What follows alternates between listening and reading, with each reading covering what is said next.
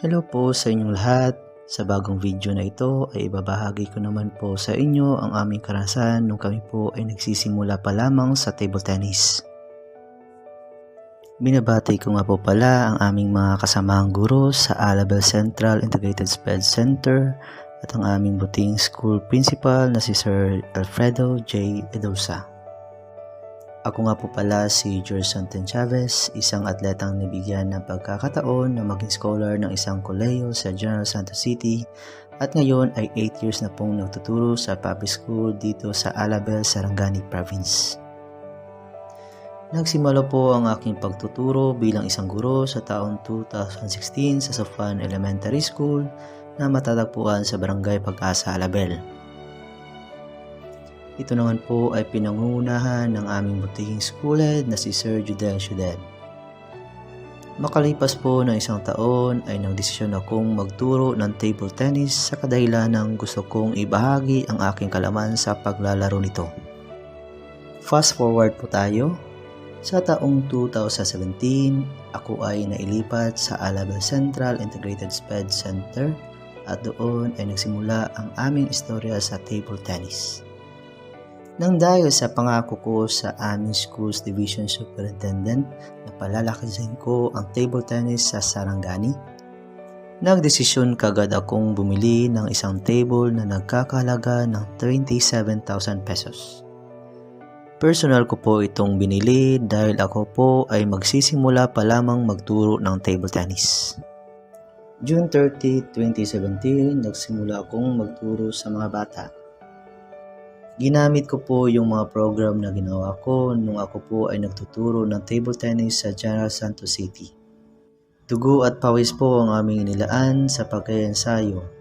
Wala po kaming rest day o holiday sa taong iyon. Pareho naming sinakripisyo ang aming mga oras para sa pamilya para sa iisang bitiin lamang. At nagbunga ho ang aming mga sakripisyo. Sa unang taon ng aming paglalaro ay nakuha po agad namin ang overall champion sa provincial meet sa larong table tennis.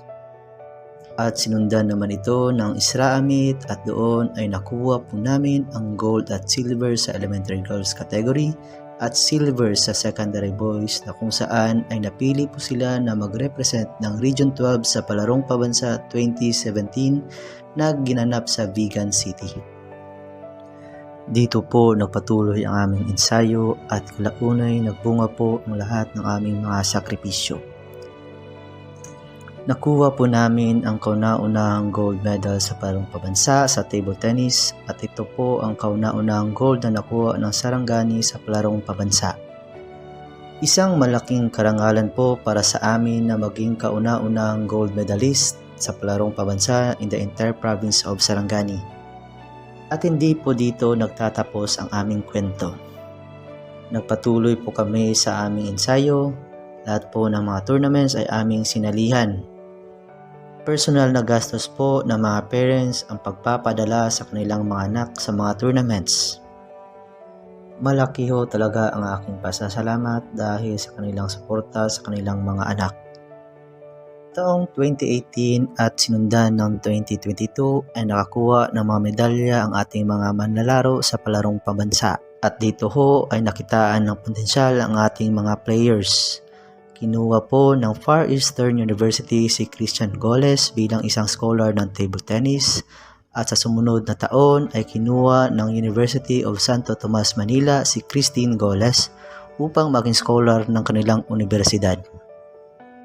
Libre po sa kanila ang pag-aaral, libre din po ang kanilang tirahan, pagkain, allowance, hospitalization at ang kanilang mga sports equipments. Sa tulong po ng table tennis ay unti-unti na pong natutupad ang kanilang mga pangarap sa buhay. At ngayon po ay nagpapatuloy po kami sa aming training 5:30 ng hapon hanggang alas 10 po ng gabi. Salamat po sa inyong pakikinig.